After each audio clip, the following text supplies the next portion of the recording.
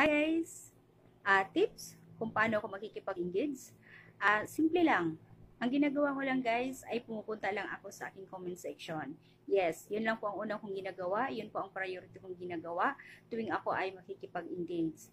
Dinadalaw ko muna ang aking mga posts at tinitignan ko yung mga nagko-comment sa akin at pagkatapos ko mag-reply sa kanila ay binibisita ko ang kanilang bahay. So, yun po ang unang paraan ko na pakikipag-engage bago ako pumunta sa mga bahay-bahay.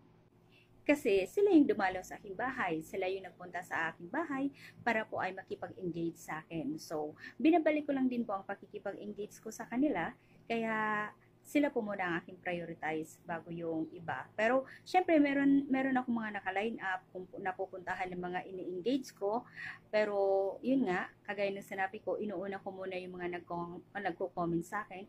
Hindi man halos ko nare-replyan kasi nare-restrict tayo kapag masubrahan tayo. Kailangan hinay-hinay lang at smooth lang. Pero yan po ang aking ginagawa ng pakikipag-engage. Sa comment section po muna ako nauuna bago ang lahat. So kapag okay na doon, tsaka ako magbahay-bahay doon sa mga taong gusto ko talagang bisitahin na bahay. So yun lang po ang aking munting i-share sa inyo.